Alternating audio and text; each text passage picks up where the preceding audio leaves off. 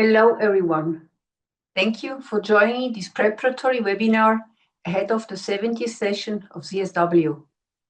Today, we will provide a clear overview of CSW and Soroptimist International's role within it, reflect on why your presence matters, and explore this year's priority theme on access to justice. It will also support delegates and members to approach CSW with a clear, informed understanding of its purpose and processes. CSW represents a significant milestone for Soroptimist International.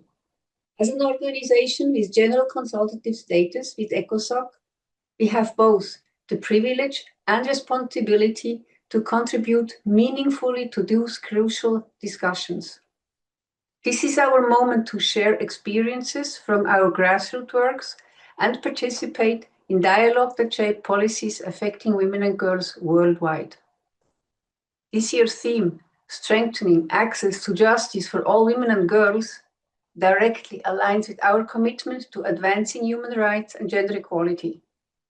It resonates deeply with our mission to educate, empower, and enable all women and girls.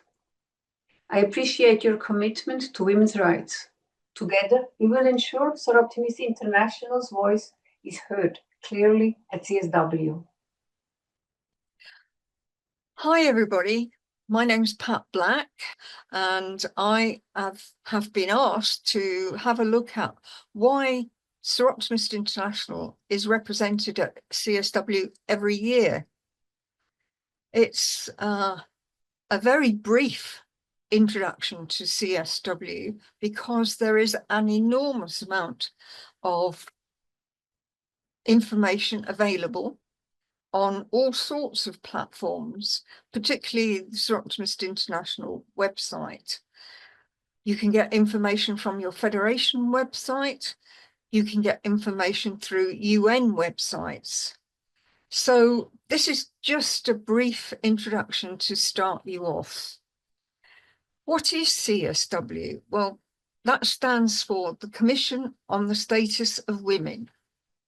And that's the UN's main intergovernmental body on gender equality and women's empowerment, one of the most important organizations that the UN has that supports women and has been there right from the very beginning of the United Nations.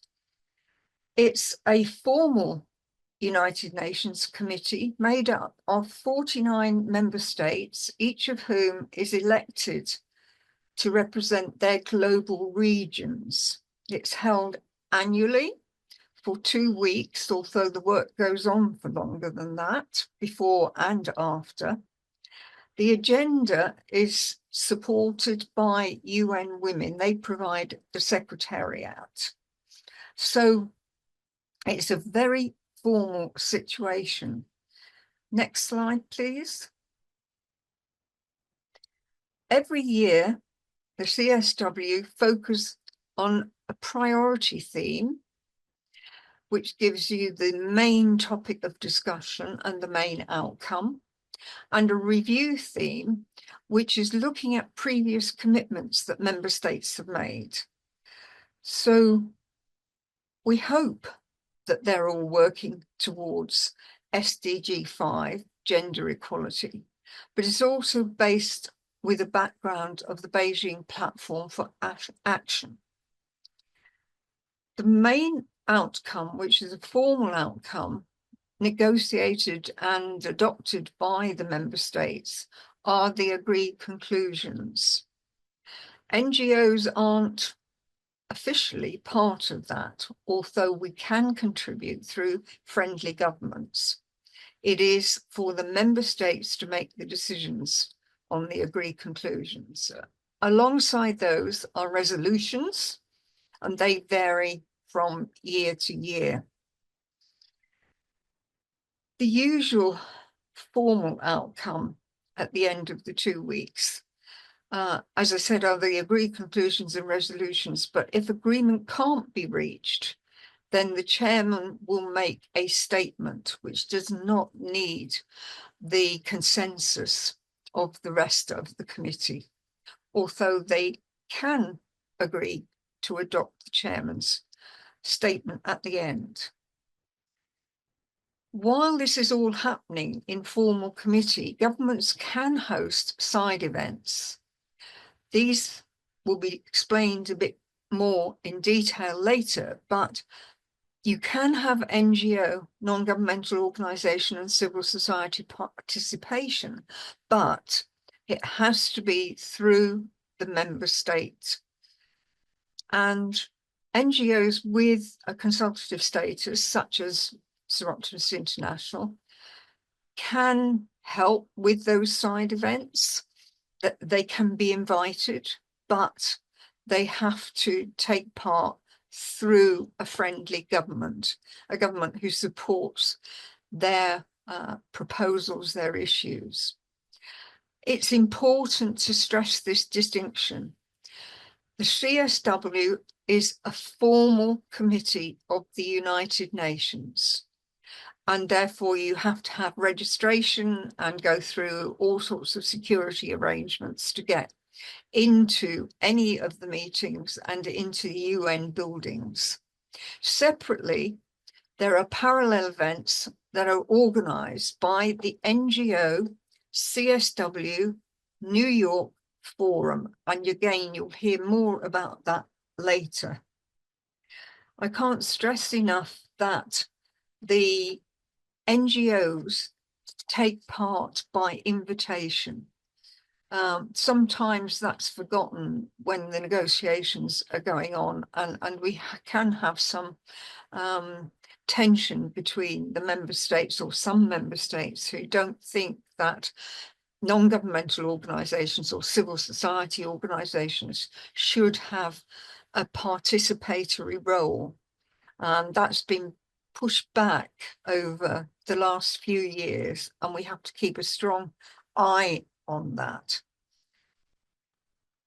If a member state is not actually a formal part, does not have formal representation on the committee, they can still contribute through their ambassador or their mission, and can still make changes to the agreed conclusions or proposed resolutions, but there have to be a number of other member states who agree with them. Next, please. So why should SI be represented at CSW, which is a formal United Nations committee, every year, and go out of our way to make sure that we are actually represented and have a voice? Well, first of all, it's like everything else. The greater our presence, the greater our influence. I'm asked time and time again why NGOs bother to turn up in New York and try to contribute, given all the barriers and challenges that are presented to us, not just by the member states, but also through the bureaucracy that it takes to get registered and into the United Nations. And I have to say that the sight of thousands, and I mean literally thousands, last year I think it was nearly up to 12,000 women and men who go along to make women's and girls' voices heard, has to have an enormous impact on member states. Sometimes it's a negative impact. In fact, some of them get very worried about how strong women can be in voicing their concerns and challenging the member states. But we also have a great deal of supportive member states, and they get a great deal of satisfaction from the fact that we are there to enable them to raise their voice on behalf of women and girls. So every year we've got this opportunity to ensure a united global voice is available for women and girls. It allows us to bring forward issues that matter to Soroptimists worldwide. There are a huge range of issues that are discussed each year at the CSW, and we can make sure that those things that matter to us as Soroptimists are within that discussion. We can hold member states accountable for the commitments they've already agreed to implement. When we discuss the review theme, when the committee discusses the review theme, they go back over previous agreed conclusions. They go back over things that member states have actually agreed to implement. And so we can help to check back home whether what they are saying is correct. Are they really committing, or are they just paying lip service? So that means that our participation fulfills our responsibility as an organisation that has UN ECOSOC General Consultative status. That's Soroptimist International status. The federations each have special consultative status, but that still gives them a voice. So overall, we are a very powerful body at the United Nations. Our advocacy directly supports the SDGs, certainly especially SDG 5 on gender equality, but don't forget that is in place for every sustainable development goal. The CSW meetings themselves and many of the side events in the United Nations can be followed at home on UN Web TV, with some selected sessions actually live streamed. So if you're up early enough in the morning or late enough at night, you can actually be there. And it's as though you're actually sitting in the chamber with the discussions going on. Next one, please. One of the things that I feel that very often we don't recognize it enough is if you are able to take part on behalf of Soroptimist International, then you are undergoing a huge level of personal development, especially if you're going for the first time. But I, having been going for 20 plus years, I'm still learning about CSW and how Soroptimist work fits into the work of CSW. So first of all, what you're doing is expanding your knowledge of Soroptimist International's work globally. Every topic that's being discussed, you are able to develop your personal knowledge of that. And you can do that by becoming familiar with Soroptimist International resources that are available on the SI website. And I'll give you that detail later. There are a huge number of SI resources available, but there are other sources of resources available as well. You are also, if you haven't done so already, learning to develop networks, working with others to strengthen our voice and our actions. Now, developing networks is a tremendous skill to have. It doesn't just help your work for Soroptimist International, it's about your personal development in strengthening the way in which you develop your networks.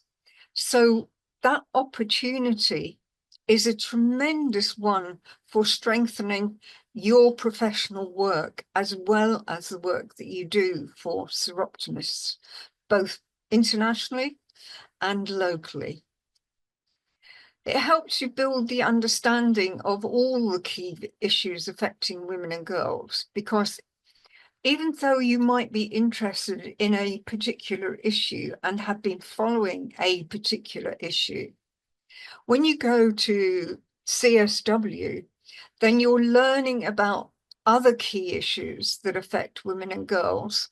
You're learning from other organizations about the issues that affect them.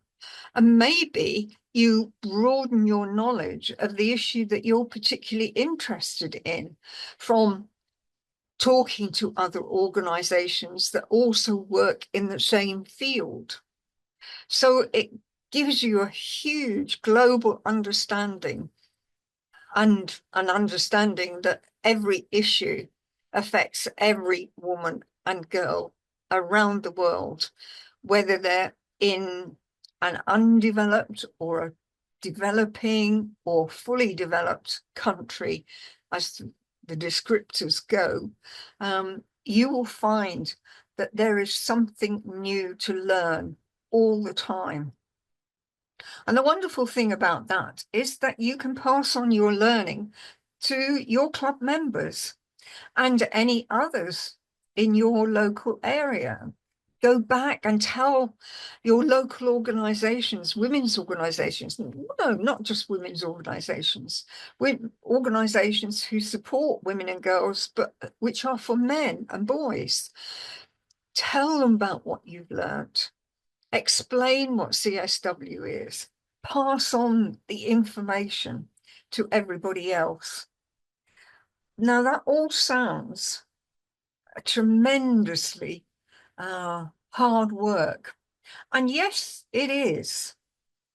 So many members that I have talked to have said how much being part of the Soroptimist International delegation, attending CSW events at the United Nations with the NGO Forum, has changed their way of thinking, even changed their lives, and has enabled them to go back home with a stronger commitment, a rededication to the purpose, the values, actions of Soroptimist International.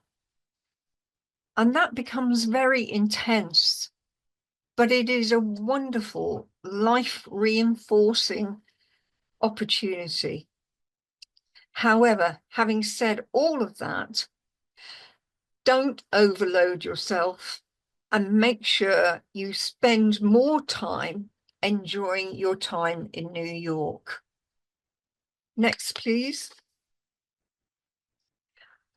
Now, I said I would talk a bit about the resources that come out of CSW. And there are many, many resources available to everybody, especially on the Soroptimist International website. SI have produced an advocacy guide annually, and it is available on the website, but you can find advocacy guides from all sorts of organizations. The NGO CSW New York Forum Committee have produced an advocacy guide about CSW as well. So you can get a tremendous amount of information and again personal development through looking through the various advocacy guides and deciding where your strong point is. Don't forget, advocacy is a huge, broad area of work, and you might just want to concentrate on one small part of it. So make sure you have a look at the SI CSW70 statement, and you will get more information about that from Linda in a minute. But we have Soroptimist International key asks that come from that statement. And they talk about what we would like to see on behalf of women and girls through Soroptimist International and our partners, because we have a lot of other organizations that support what we ask. Learn what they are so that you can roll them out when you're talking to people, when you're having a conversation with somebody from another organization. One of the things about advocacy is that you need to be able to not only present your own views about something, you need not only to present SI's views about things or their key asks or their policy, but you need to listen to other organizations, people from organizations that don't necessarily agree with your viewpoint.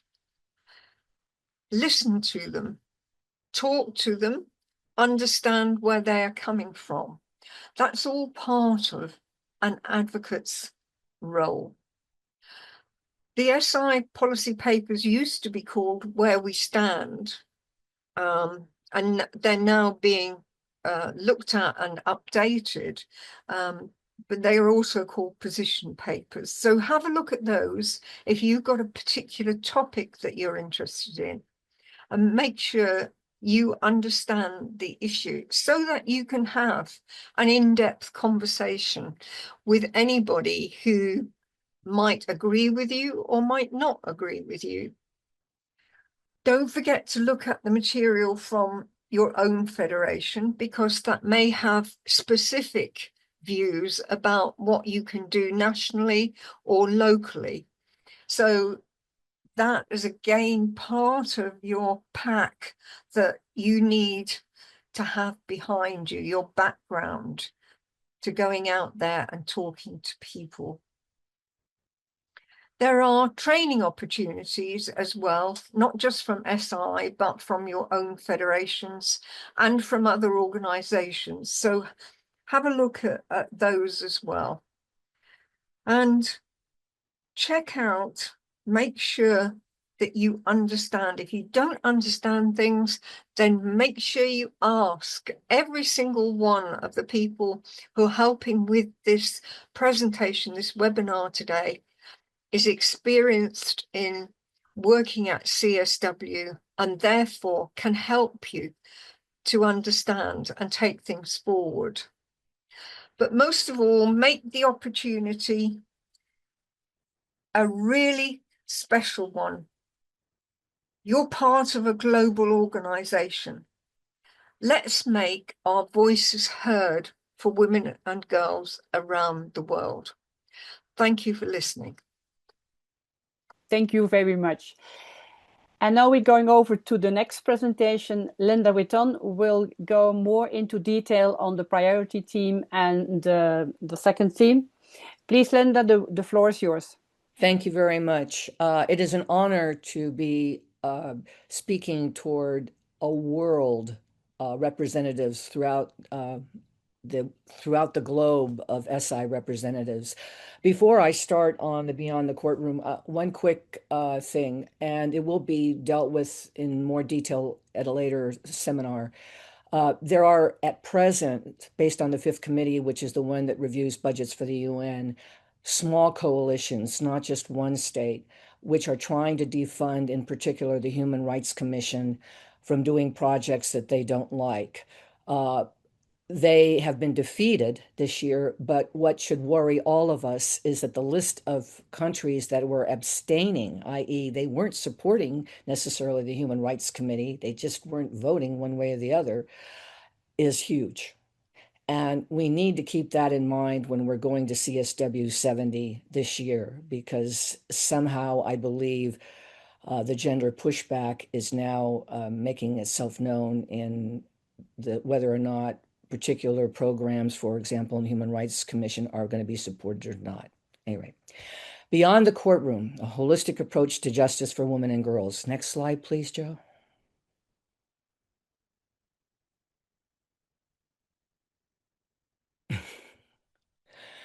The traditional view of justice has always been courts, judges, and lawyers. You file a complaint with the police, perpetrators are punished or not, laws that protect everyone equally in a perfect world.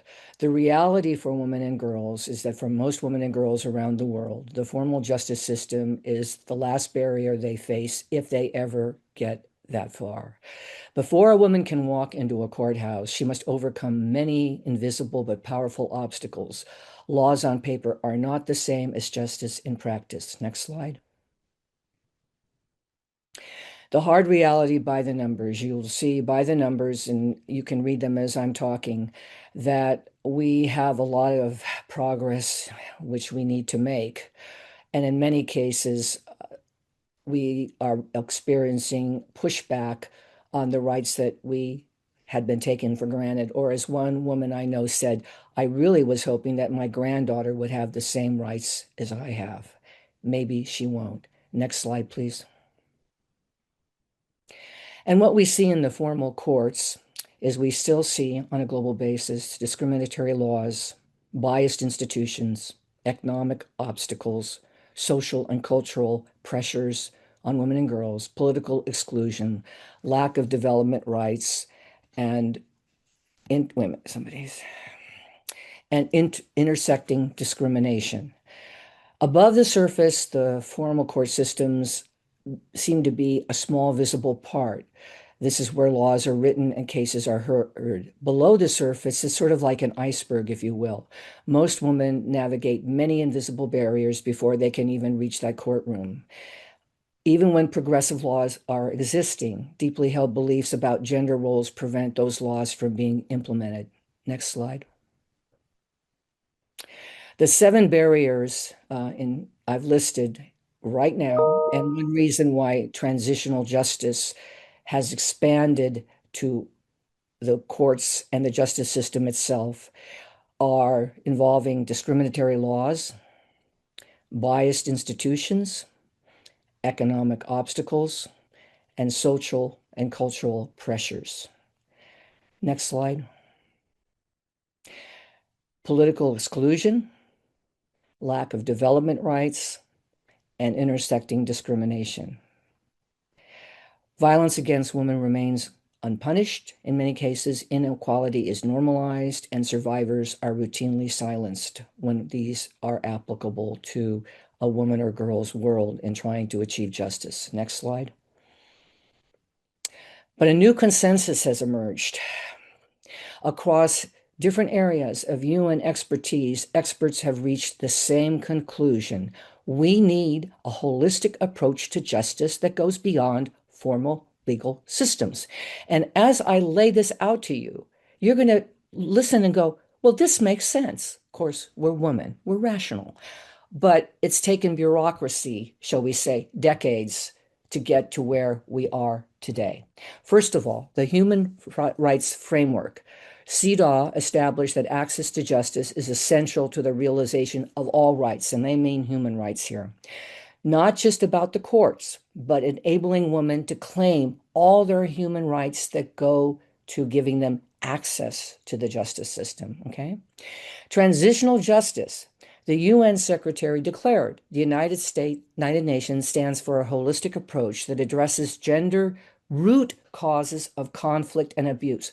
Root causes. Hold on to that concept because it becomes more important as we're going along. Development framework. SDG 16 links justice to development, promote peaceful and inclusive societies, provide access to justice for all. Justice and development reinforce each other. Development in of itself is a human right. Next slide. There's 4 interconnected elements of justice here, traditionally: truth-seeking, accountability, reparations, and non-reoccurrence.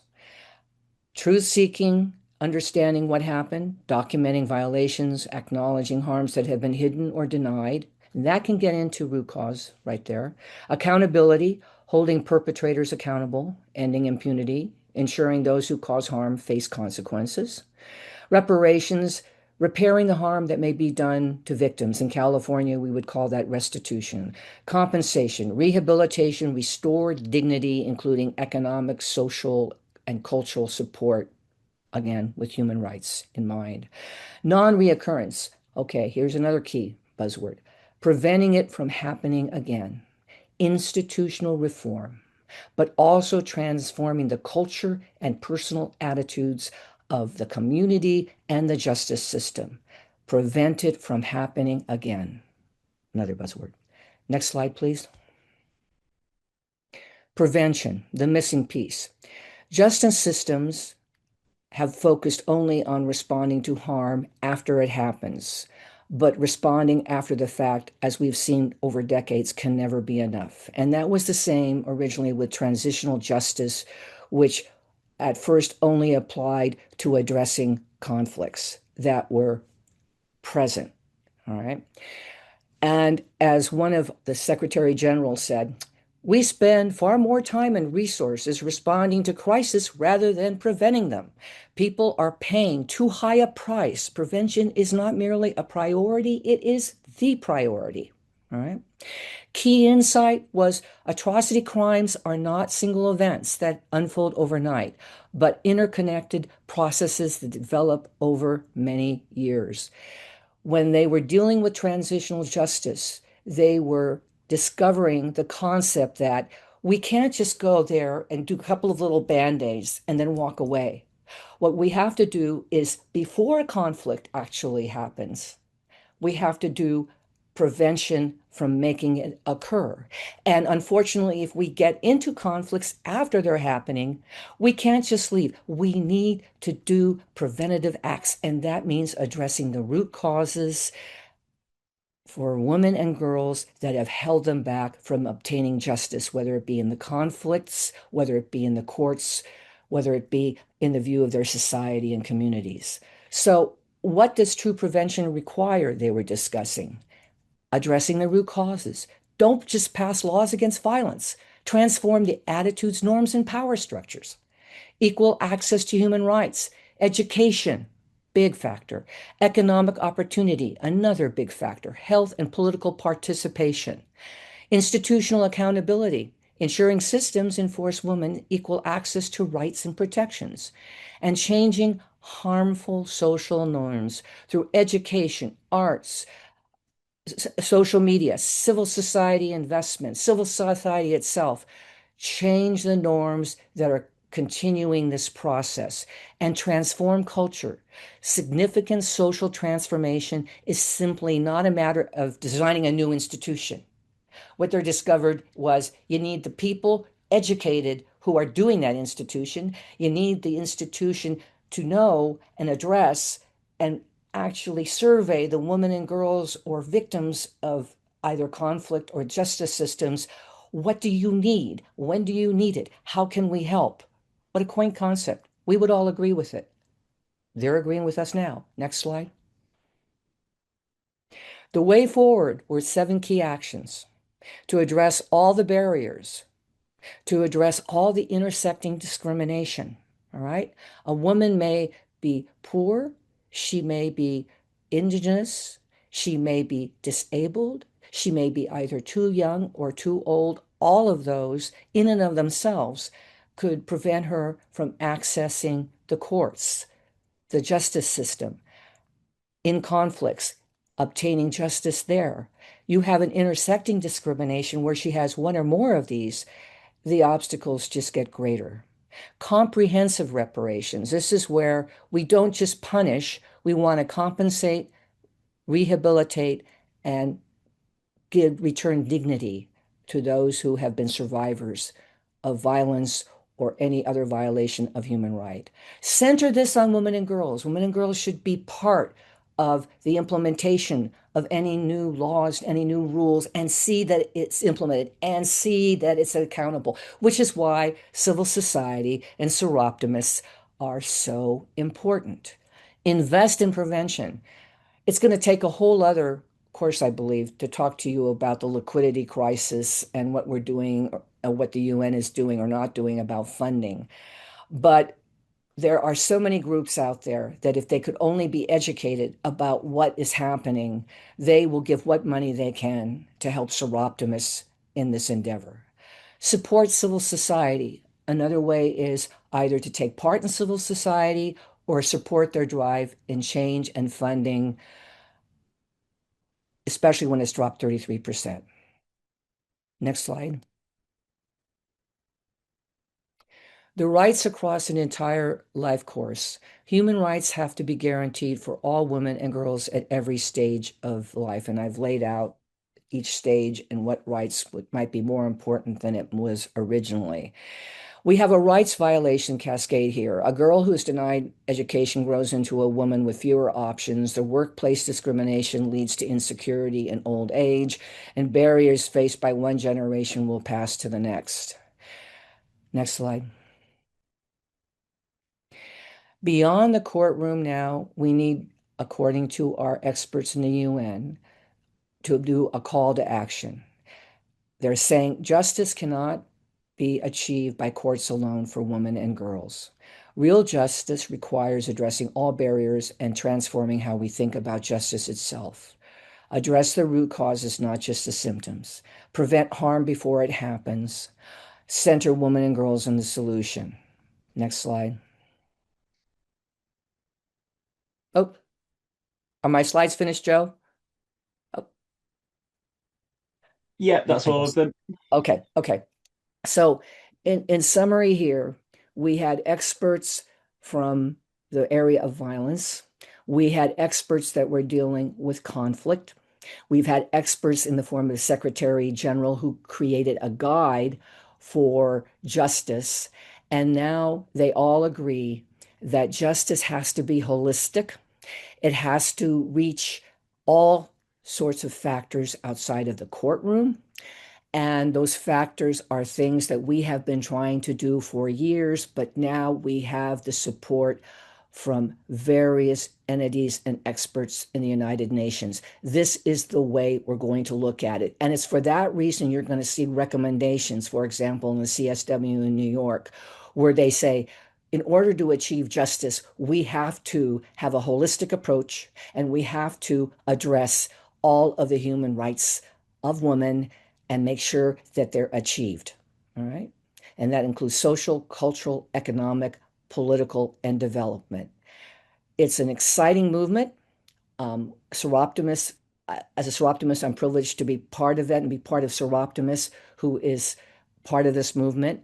And for those of you who want to read further about all the citations, all the quotes, I have prepared a brief paper, which can be released to you through, as I lovingly call them, the Mothership SI, and it will lay out all of the citations that you would need to support these arguments. It will also lay out in more detail the history of how we got here and how many decades it's taken us.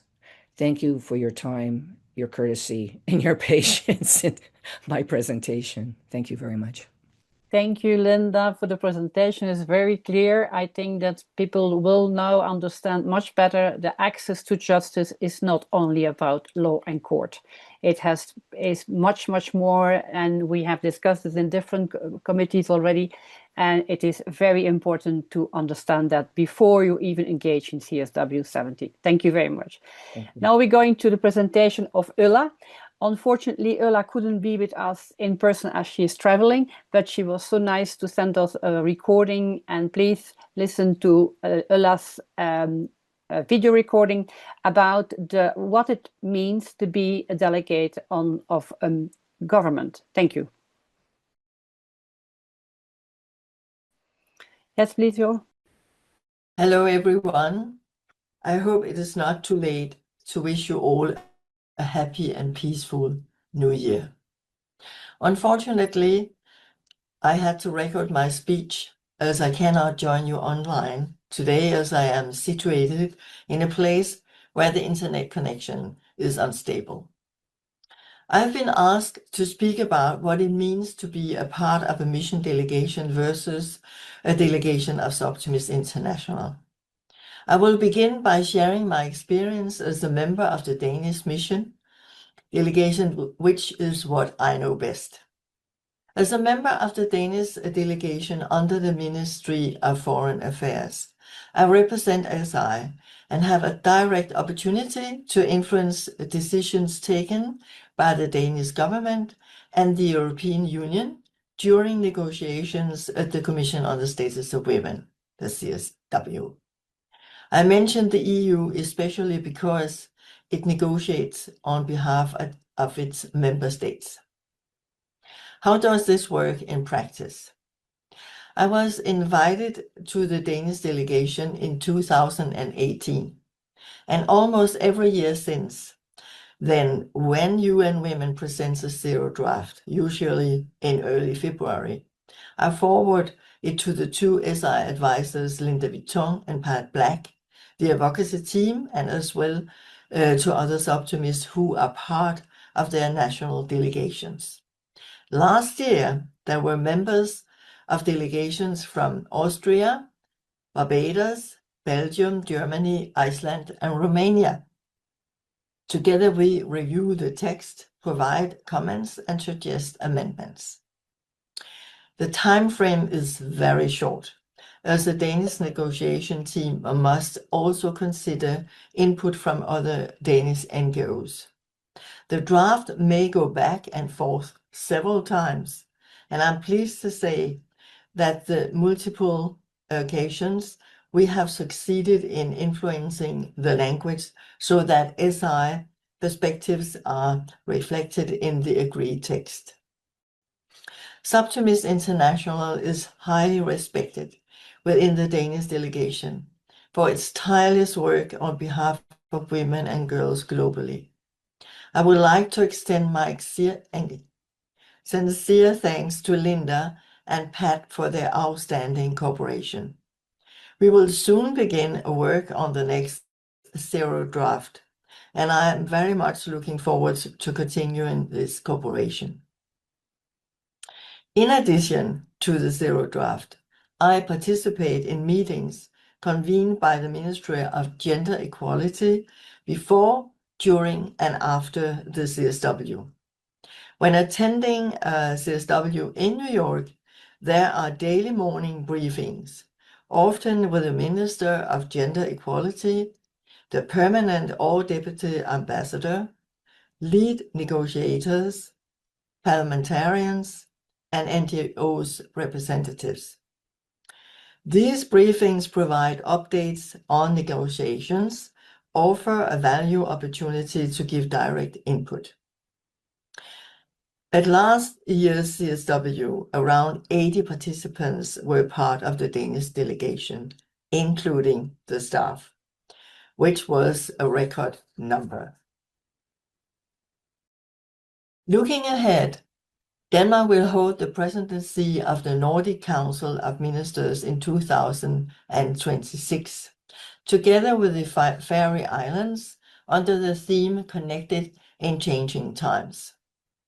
That is a spot-on title, I think. There's a new initiative. Denmark is inviting all Nordic delegates attending CSW in person, including representatives from the Faroe Islands and Greenland, to a reception on the 8th of March. This is a valuable opportunity to strengthen cooperation and networking. It is both a pleasure and a privilege for me to represent SI as part of the mission delegation. And over the years, my network has extended greatly, hopefully also for the benefit of SI. Now, being a member of the Soroptimist International delegation at the CSW, an opportunity I sign up for every year, is a unique and meaningful way to contribute to work of global importance. Each year, SI brings together members from the 5 federations in New York as a part of the SI delegation. The delegation continues to grow, and last year nearly 140 Soroptimists participated, an impressive number that reflects our collective commitment. Through active engagement in parallel and side events, and by speaking up whenever possible, Soroptimists make a tangible impact at CSW. Participation can feel overwhelming, particularly for first-time delegates. Even after many years of involvement, I still find the experience intense due to the scale, phase, and significance of the work taking place. To support delegates, SI headquarters and the advocacy team prepare a comprehensive SI advocacy resource pack. This valuable resource includes essential information on preparing for the CSW, how to collect US passes, SI written statements, events, security guidance, and a social media toolkit to promote SI's advocacy work, among many other preparing materials. It is a resource highly valued by many Soroptimists, me included. Each morning, SI hold briefings, meetings to inform and review activities, share updates, and follow developments in negotiations. Equally important is the sense of community. Being together with fellow Soroptimists to support SI parallel and side events, attend the SI reception, or simply meet in cafe or restaurants to exchange views creates a strong feeling of solidarity. Friendship and enjoyment are fundamental pillars in our organization and should not be overlooked.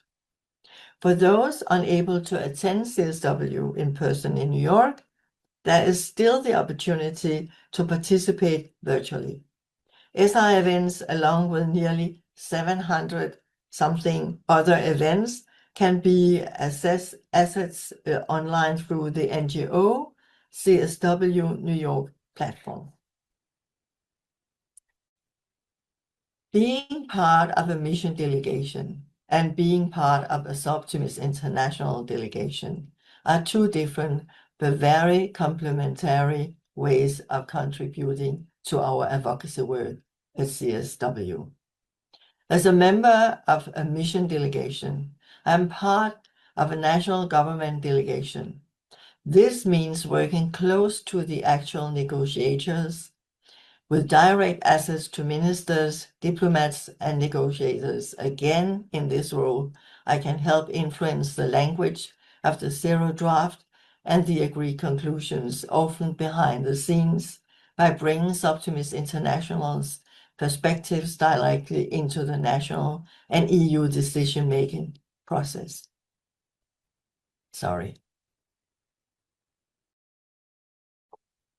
Being part of the Soroptimist International delegation is different. Here, strength lies in our global presence and our collective voice.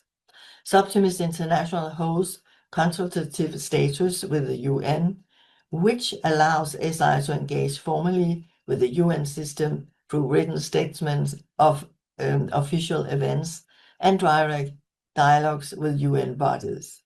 At CSW, Soroptimists from all over the world come together to take part in side and parallel events, support SI's advocacy priorities, network with other NGOs and UN actors, and visible demonstrate our commitment for women and girls. It is inspiring, sometimes overwhelming, but always powerful. Both roles are essential and reinforcing. The mission delegation offers direct policy influence inside the negotiation rooms, while the SI delegation creates impact through visibility, formal UN engagement, and collective advocacy. Together, we ensure that Soroptimist International's voice is heard, both where decisions are made and across the wider CSW community. Something we all can be proud of. If you have any questions, please do not hesitate to contact me on email. Thank you very much and see you in New York or online. Have a good webinar. Bye for now. Thank you very much, Ulla, for this recording. I think this has given a lot of food for thought for everybody who can become a delegate of their mission. Before we go further, I have two things. If you have any questions, please put them in the chat that Deborah and Carolyn can look at them and bring them forward for you. And then the next thing, what I really want to tell you again, because you have heard now a couple of times that everybody is saying we have the general status, consultative status at the UN, the ECOSOC status. I want to bring this in perspective because it is good to say it, but it's good to know also. There are for the moment 6,494 NGOs accredited by the UN. From these 6,494, only 138 hold this specific status. And from these 138, only 13 are explicitly working for women and girls. And Soroptimist is one of them since 1984. I think you have to let this sink in because this is quite important. Hence the reason that we are very respective at the UN and that we can do as much as we do for CSW, and your presence online or in person is so important for this. Thank you. So now I'm going to give you just a quick overview of the difference between a side and a parallel event at CSW, because it's quite important because these are two different events. Next slide, please, Joe. So both events, the side and the parallel events, will take place during the Commission of the Status of the Woman, mainly from in March, and they contribute to the overall dialogue. They differ in status, in organization, in purpose, and in level of formality. Next slide, please. A side event, they are official events that are formally organized as a part of the CSW program. These are organized by member states, by UN entities or intergovernmental organizations, and sometimes in partnership with civil society. Although we are not allowed to request a room inside the UN, it's only an option via a member state or a UN entity. These events must be formally approved by the CSW Secretary, which is part of UN Women. They are typically held inside the UN building or on an official venue, meaning inside a mission, meaning inside a government building. The purpose of a side event is to support the CSW, to support and inform the official CSW agenda by showcasing policies, research, national initiatives, and best practices aligned with the session of the priority team. Some of these events even require a registration and are limited in participation. The audience are mostly governments, delegations, missions, UN officials, experts, and accredited civil society representatives. Again, there we go. That status allows us that we can be present at these events also. The side events are more formal and policy-oriented, often featuring high-level speakers such as ministers, ambassadors, senators, or senior UN officials. The schedule of the CSW70 side event will be published only on UN Women website, and you have to check it very frequently as of mid-February. The side events are closely linked to intergovernmental negotiations and can influence policy discussions by providing evidence, recommendations, and example of implementation. So it's very important. If we can be part of it, we will be part of it. For the moment, I can tell you we are engaged in 4 side events who are linked to our pillars But to give you all the details, we have to wait until the February webinar, because for the moment, the missions are just having the right to request for rooms. Next slide, please, Joe.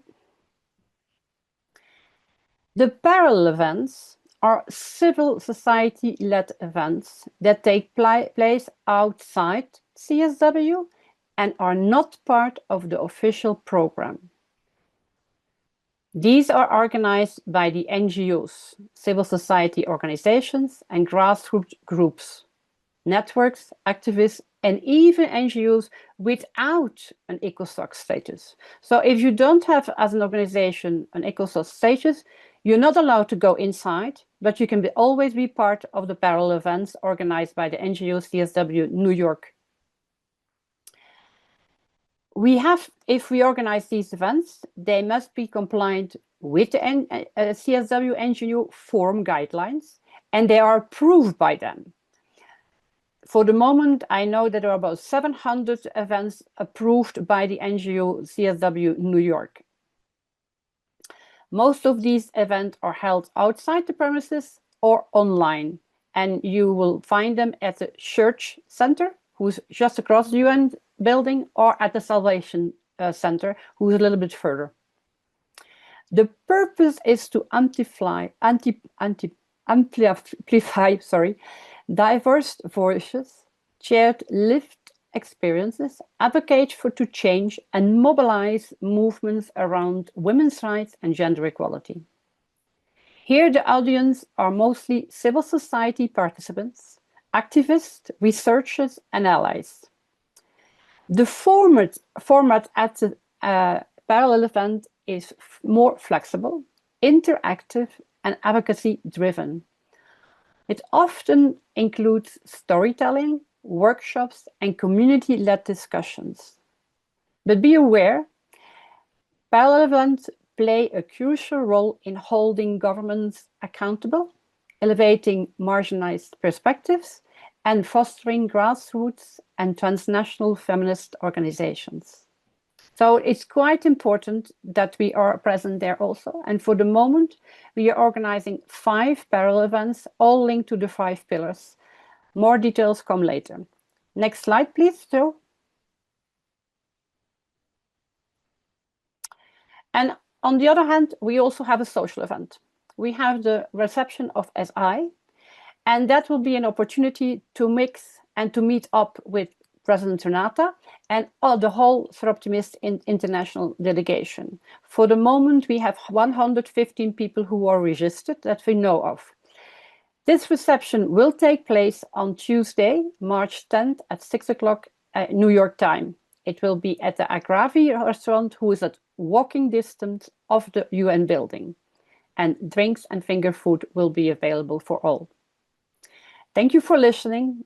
And if you have any questions, please feel free to contact us. Thank you, Joe.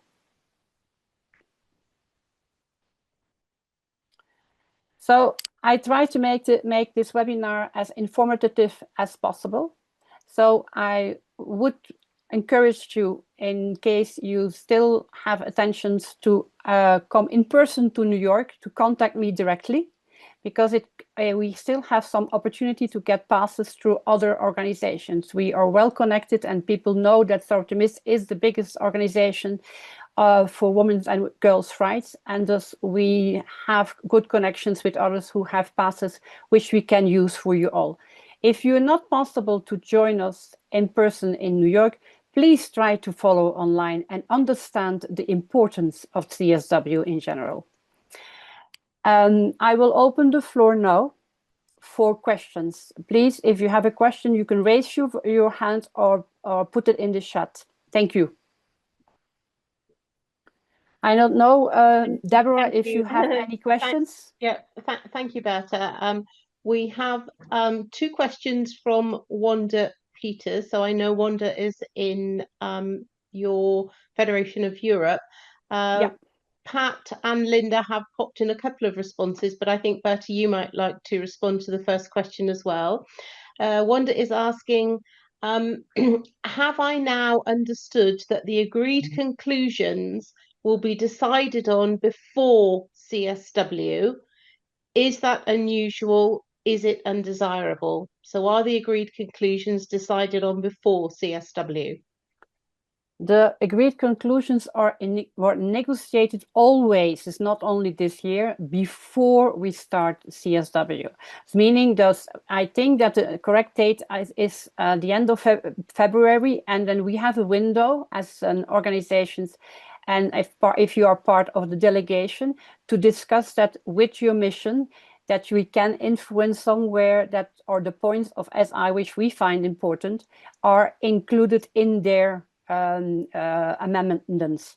This is always done before, and we have a window of a couple of days only. That's the reason that we have to act very, very quickly.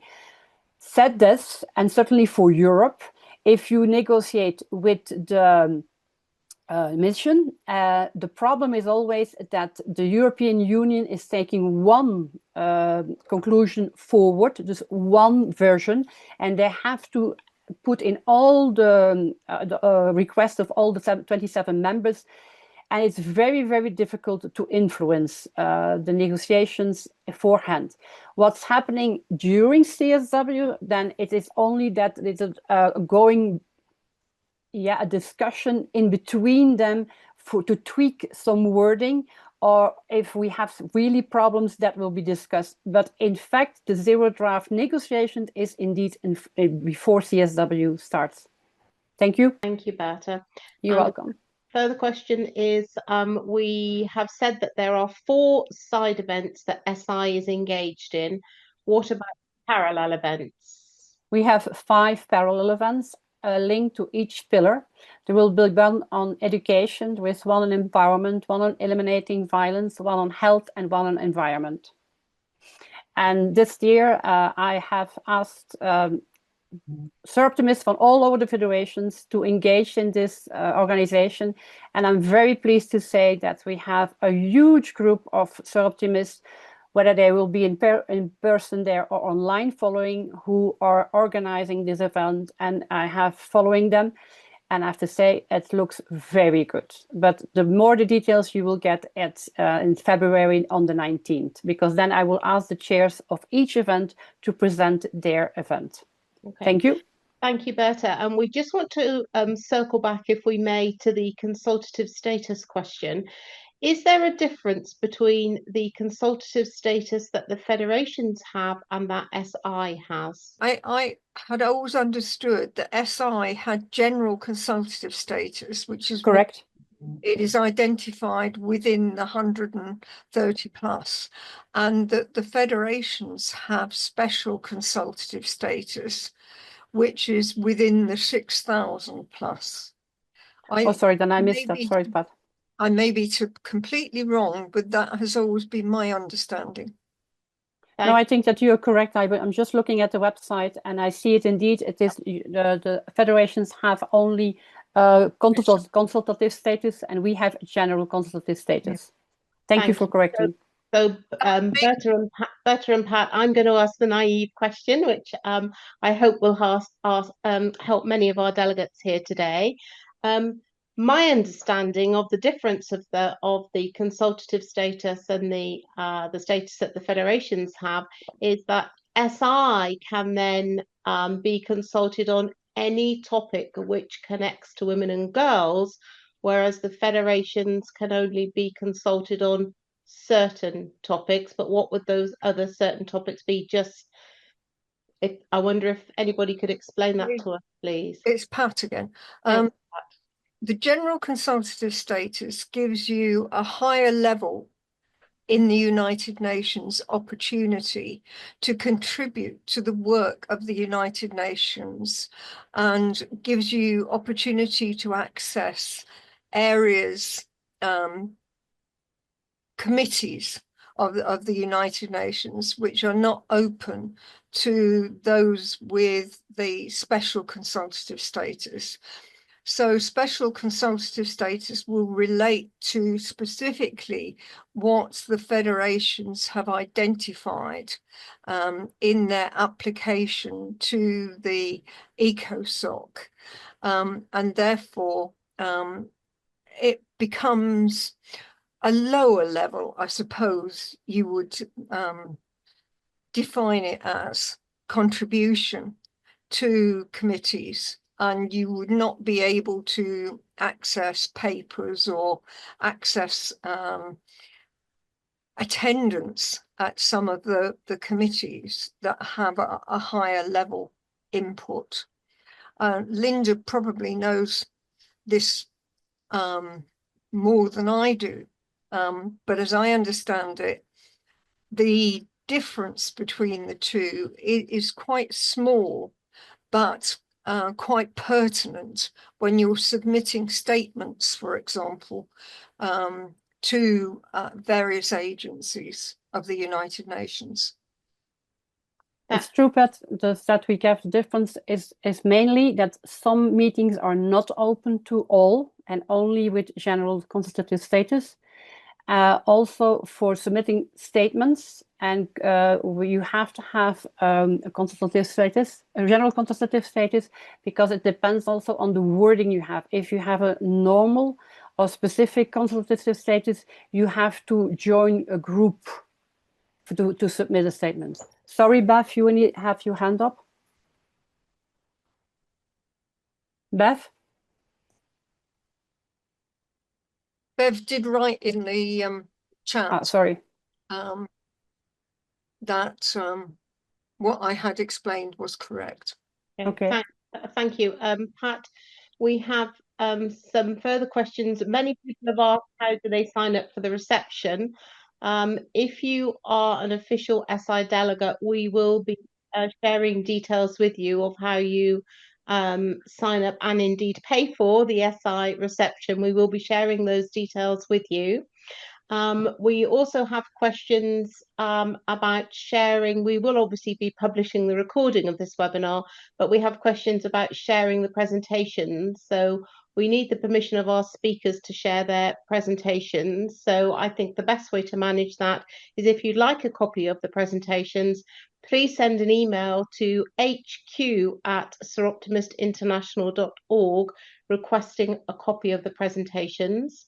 And then, Berta, we have a question from Antoinette Uwimana, who would like to know if the theme of CSW70 influences the SI President priorities and translates to the SI Foundation projects.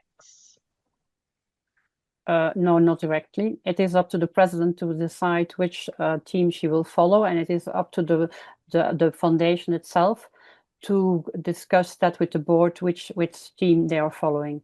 That doesn't have anything to do with, because every year the team of the CSW is changing.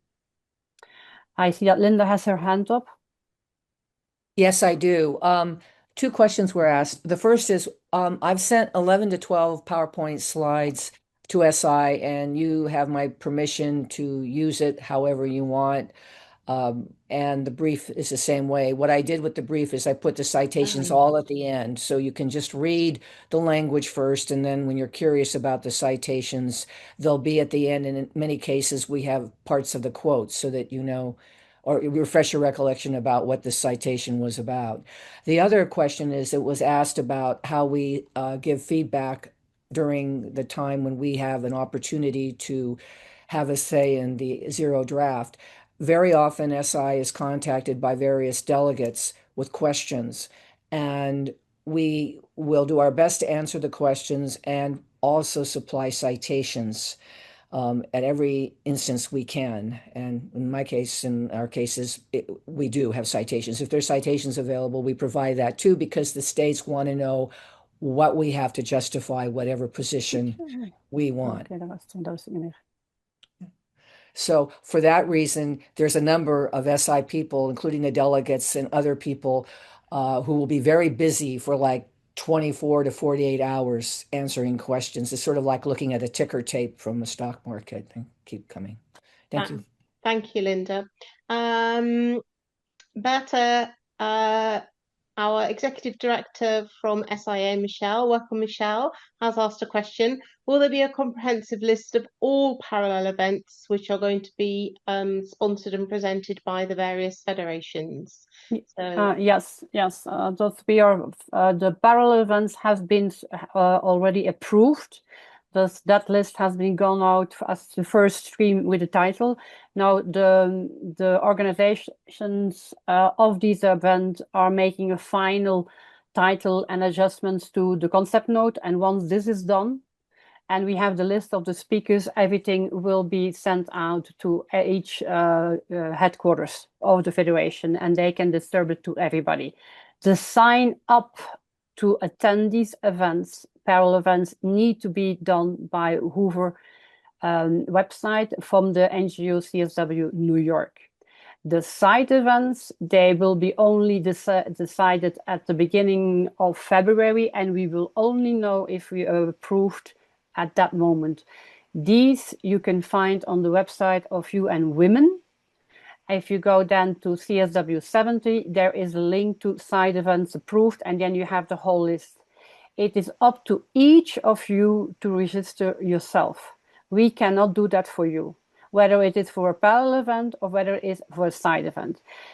You have to be careful if you have a side event. Certainly for side events inside the building, the spaces are sometimes limited, and sometimes they require registration because the missions, they want to know who is coming to event to prevent problems. Sometimes they had it in the past. Others are in big rooms and are open to 700 people or 500 people, but the small rooms sometimes are only open for 55 people. So if you want to follow a side event, prepare yourself and be on time. The parallel events, mostly the rooms are between 80 and 200 people. So there it is a little bit more open, but the same rule is for all events, be on time. This is the only thing you have to say. I will have to say, experience has told me, you have to prepare yourself in advance, meaning go through all parallel events that are available, check the ones who you want to follow, the same with the side events. And then you have in between also the official program of the CSW, meaning the negotiations, the dialogues in between, which were open. Some are open for NGOs, some are not, because some of the negotiations won't be open to us as Soroptimists. It will be only open for the delegates of the missions. But the key question is here, please prepare yourself. Do not come to CSW in New York. Don't spend the money if you're not prepared, because otherwise you're lost. It is so overwhelming. And you still have to have time to check in with others, because it's so important to network and see how other people are reacting on the issue, and to connect with them for the debriefing and the afterwards work. Because CSW doesn't stop at the end of the 19th of March. We continue. It is something that the knowledge you gain at CSW needs to continue and go to the local level. So you need to take it with you and then work further with it. Thank you. More questions? Thank you, Bert. Bev has just asked a further question about parallel events, including those from other federations. For example, the SIA Taiwan region had at least 3. So I think, Berta, our answer to that is those that we are aware of course, we will share. But, you know, it is up to federations, and if regions are sponsoring or organising parallel events, and as long as they let us know, then of course we will put them on a master list. Agreed, Deborah, that's the key thing. If we don't know, we can't publish it. Exactly. And we have a resource package what will go out next month, I think, beginning of February. Yes. Where we will include as much information as we have. Also, every information where we have speakers on events, because then we give you a full list of the participation of Soroptimist International and the federations of the activities at CSW70. But you have to let us know, federations, please, your headquarters can perhaps inform us with the list of speakers, of participation, and also organization from side events and parallel events. Thank you. Ruth, past president from SIGB, Ruth Healy has asked, do we know when the entire parallel events list is likely to be published? Ruth, what we're planning to do is the same as we did last year. We set up a QR code to link to our website, which we kept updated. So as soon as we received information about a parallel event that was being organised by a Soroptimist entity, we added it to the list on our website. So using that QR code will help you to remain updated. And Berta, that concludes the questions that I'm aware of. I don't think we have any raised hands. Okay, thank you very much for participation. I will now give the closing remarks to Renata. Please, Renata. Thank you, Bert. Wow, participants, thank you for taking the time to join us today and for your thoughtful engagement throughout this session and questions. Your participation reflects the interest, care, and commitment Soroptimist International brings to its advocacy work. A heartfelt thank you to you, Bert, to Pat, to Linda, and to Ulla Madsen for their excellent presentations and insightful information. And a special thank you goes to Joe for the superb slides and technical support. Their presentations gave us a clear overview of how CSW works and why Soroptimist International is present and active each year. They also introduced us to this year's priority theme on access to justice and explained why it matters for women and girls and for the advocacy and community work we do. CSW is one of the most critical moments each year for us to come together as a global organization. It is where our shared priorities, our on-the-ground experience, and our collective voices are brought into the policy space. Our preparation helps us to speak with clarity and consistency, strengthening Soroptimist International's contribution during the session and beyond. Thank you again for your time and continued commitment. Thank you very much, Renata. Thank you, everybody, for joining us. It was lovely to see you all here on screen, and we're looking forward to seeing you on February 19th, same time, same platform, to give you the latest updates and all the details from all the events we are organizing. Thank you, good afternoon, good evening, and see you soon. Bye.